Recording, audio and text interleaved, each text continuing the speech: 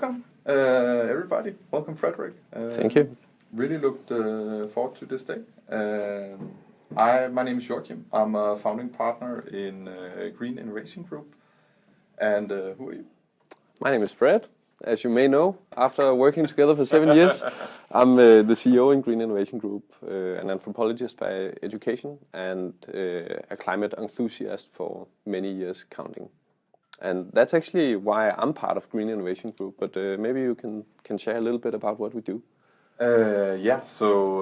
Green Innovation Group is a management consultancy who only do green projects that we believe contribute to reaching drawdown faster or increasing biodiversity using less resources.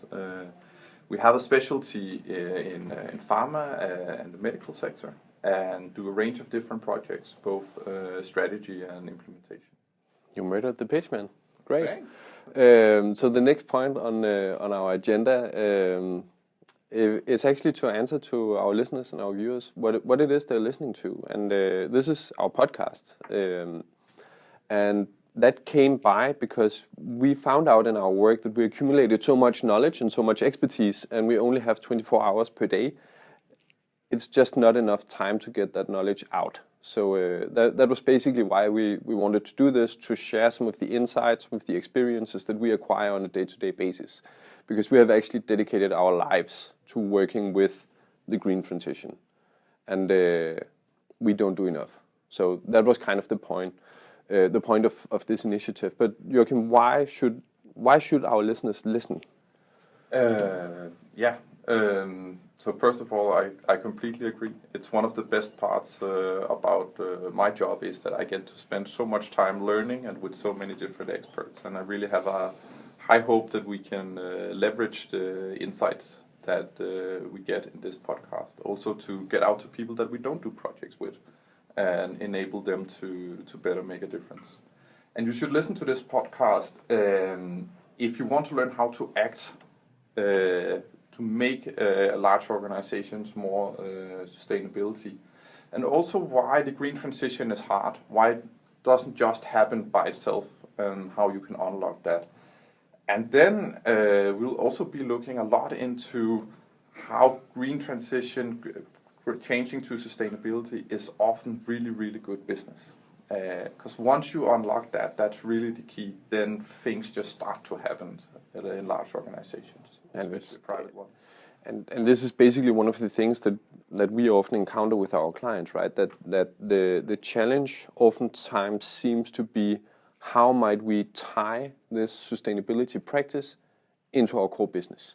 So how can our product or service become inherently sustainable?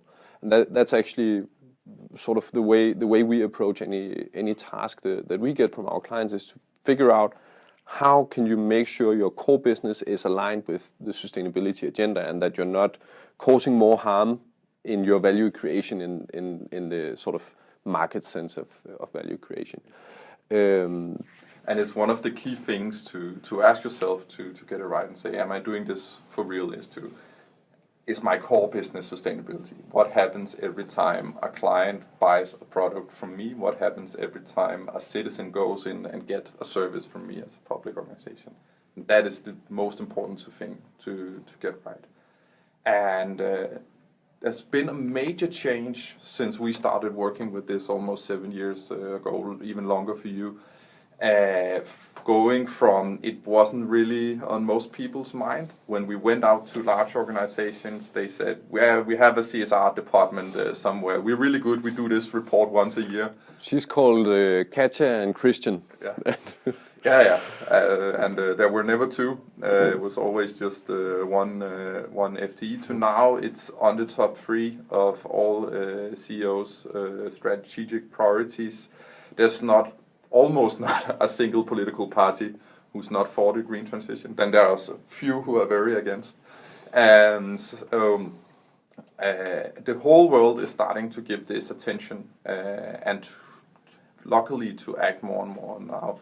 Just as we're speaking, the top leaders of the world are gathered in Glasgow for COP26 to try and do something. And what is COP26, Fred, and what are they trying to do? Well, I thought you would never ask, Joachim.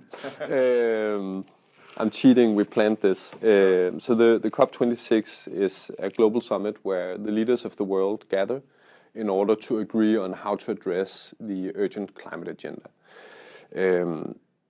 Back in 2015, all of the world's leaders, almost all of the world leaders, agreed on what's known as the Paris Agreement.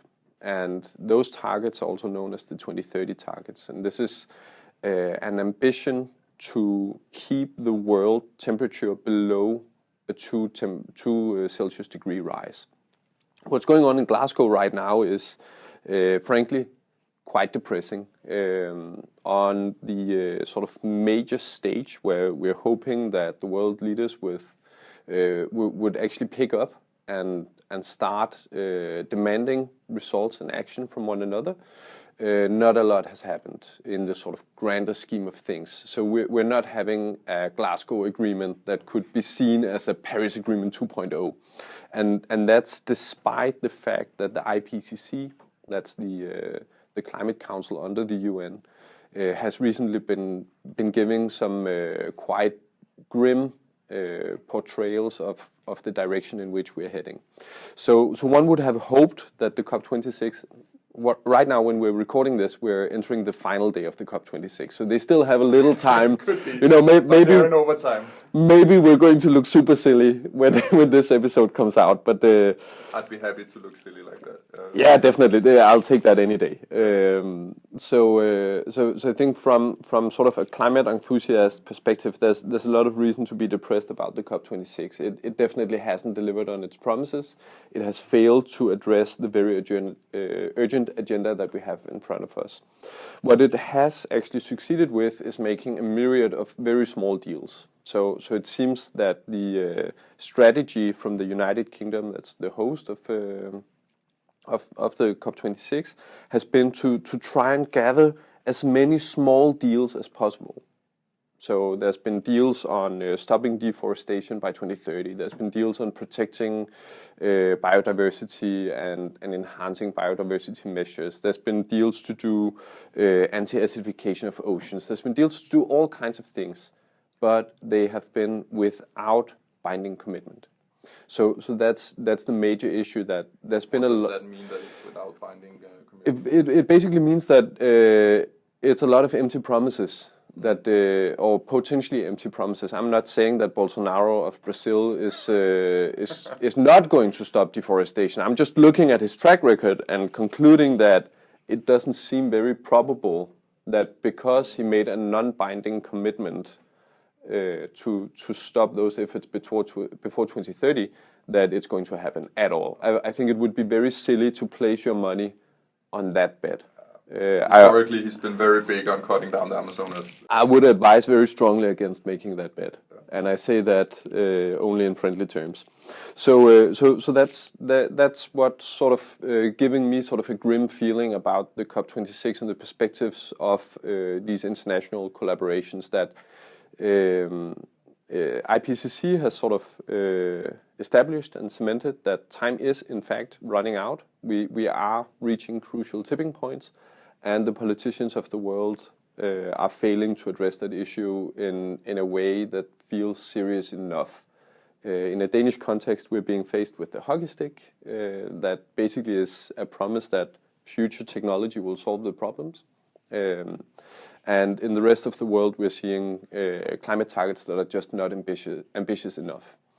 And one could even say that the IPCC is just restating even louder that time is an issue and that we're running out of time. Because it wasn't news at all. It was just the IPCC trying to shout louder, trying to say, this is serious, guys. It was kind of like news in the 30-year-old news kind of sense of the word, right? That it's been coming out year after year, basically since we were born, that we're messing with something where we might not understand the consequences, or we will not understand the consequences, except that it's going to be grim. So I think one thing that's really interesting for us, especially with the focus that we have in our work, is how might we set better targets? Because when we're looking at the 25 biggest listed companies in Denmark, and we look at their sustainability strategies, we ask ourselves, okay, if you, Joachim, could place the bet, do you believe that the 25 biggest listed companies in Denmark will reach their sustainability targets all in all? Yes, no? Unfortunately, no. You don't believe that? Okay, Just cool. because nobody basically ever reach all their targets. We're going to operate with a small margin of error then. Not all of them are going to reach their targets. Okay, cool. However, if all of them would reach their targets, and we could scale that out across the entire global society, we would still be on a 4-degree temperature rise path. And mind you, we were trying with the Paris Agreement to stay well below 2 degrees. So we need better targets, not just on a national level, but also on a corporate level. And a lot of this has to do with the way we're setting the targets. And that's what you were talking about in the intro, that we need to make sure that every time we make business, we're making it in a way that is not harmful. So when we're looking at harm reduction strategies, we cannot have climate neutral as the gold standard. We need significantly better targets, especially if we're not factoring in the entire value chain. And that's one of the major sticking points of the frameworks that we have right now. If we're looking at ESG measurements, SBTi, or any of these other frameworks for setting sustainability targets, they're actually not addressing how do we make money. What are the consequences every time you sell a product? Are you actively contributing, or are you deducting from our global mission of staying well below 2 degrees? And that's a problem that we see with our clients as well, that they have a projected growth, often in consumer products or in something that will reach a patient. And if they reach their targets, they're going to increase their emissions, even though they're reducing the emission per product or per euro generated. So how might we actually design better targets? I think that's one of the questions that we're going to work a lot with, and we can also set this forth as a teaser about the next episode, because Joachim, the next episode, what is it we're going to share with our listeners? For the next episode, we will be looking into what are actually the solutions, the areas that we know work and that has secure CO2 reduction potential. Where do we need to put our efforts? Where do we need to invest? It's an investment framework we created for the Danish Green Future Fund, which has approximately $4 billion in asset under management. And it's a framework I really like. What we try to do there is precisely solving what you said, that most frameworks look backwards. Well, we try to look forward as well. What happens if you have to invest? What happens if you want to grow your business? And it wasn't easy, but I think we came up with something pretty good. I know I'm for one. I'm very proud of it, and I know that a bunch of people purchased the book. We actually have it right here, Green Future. It's only published in Danish, of course, cradle to cradle. But someone purchased it. That wasn't my mom, and a lot of professional investment folks are actually looking into it and using it as a guiding sort of go-to resource when they encounter difficult questions within the green transition. So for that, I'm super proud. So if you're curious about learning more about what we did here, how we designed the strategic framework for conducting these investments, then you should definitely listen. And I look forward to recording it with you. So do I.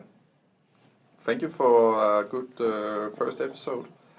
And if you liked what you heard or saw, you can definitely listen again. If you want to make it easier to listen again, you can subscribe to the podcast on whichever service you're using.